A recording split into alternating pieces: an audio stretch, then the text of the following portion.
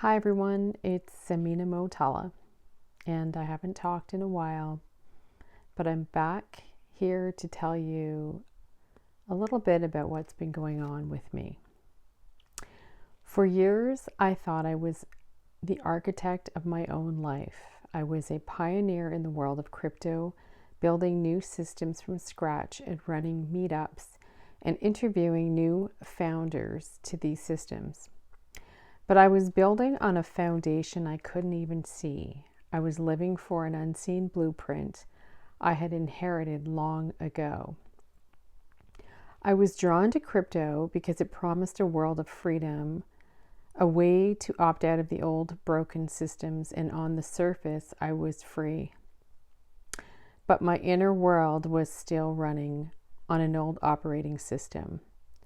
I was seeking external validation, token prices, community approval, to feel a sense of worth that I couldn't find within. The more I focused on building a new world, the more I realized the new patterns were still running the show. I was building a decentralized world, but I was still trapped in a centralized prison of my own conditioning. The promise of peace was always one bull run away. But my search for sovereignty wasn't just happening online. It was happening in the real world during a time when the world felt like it was going dormant. I felt a call to action. I felt a pull to be on the front lines, to stand for the principle of personal freedom and bodily autonomy. So I did. I spent my time investigating, connecting with people, and bearing witness to a moment in history where the very definition of freedom was being challenged. It was a powerful and intense time here in Ottawa, Canada for me. And in the middle of it all, I discovered something profound. I discovered that the courage to stand up in the world wasn't to know me. Wasn't new to me. I realized I came from a lineage of fighters for freedom. I learned stories from my own grandfather, who was a freedom fighter in South Africa in the 60s. And in his own right, who stood up for his beliefs in the face of immense pressure. I saw that this fight for sovereignty was in my blood, and that was a revelation. Here I was fighting for freedom in the digital world of crypto and on the physical streets of my country, Canada, only to realize that the biggest battlefield of all was inside my own home, inside my inherited patterns. The external fight was a reflection of the internal one.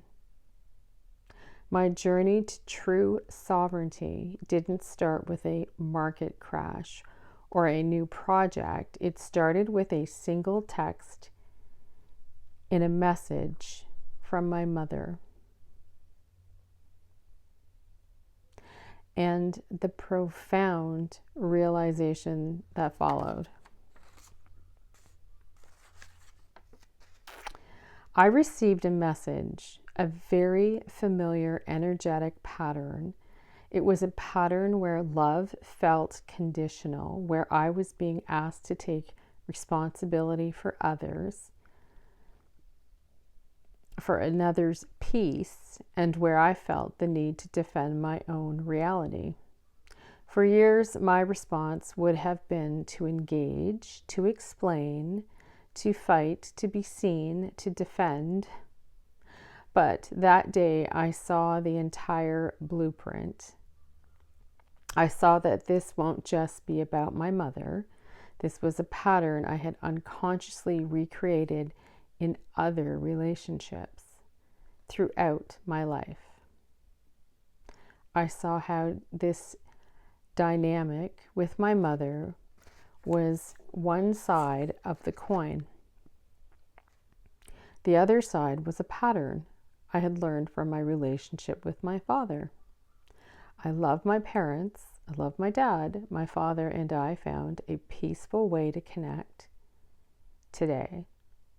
But I had to acknowledge that his world, with its own addictive and distant patterns, taught me a different blueprint, that love could be intermittent, that the people who you rely on can be emotionally unavailable. I was caught in a loop, seeking presence from those who were absent and seeking validation from those who were manipulative. And in that moment of seeing so clearly, I made a choice to choose to stop building my life based on these inherited patterns. I chose the uncertain path of inner peace over the familiar path of inherited chaos. That was the day I became the architect of my own soul. And having saying this, I do love my parents, and I have learned so much from my parents, and I wouldn't change a thing. So where does this leave us now? It leaves us with a blank canvas. If we are no longer following the blueprints we inherited, what do we build? How do we draw my own map? The question has led me to create what I call the Empress Maps. It's not a system to blame our parents or anyone for that matter. Our past. It's our past. It's a framework to help us lovingly see the patterns we inherited and then consciously choose a new way. It's a map that helps us navigate our lives not by the metrics of our past, but by the compass of our own heart. This is what I'll be sharing here, not just my story, but the tools I use to rewrite it. We'll explore how to set boundaries that feel like freedom, how to find peace in the chaos, and how to build a life so aligned with your soul that the external world has no choice but to reflect it back to you. If you are ready to stop living from an inherited blueprint and start drawing your own map, then subscribe. The age of the Empress is here, and your kingdom is waiting. Thank you.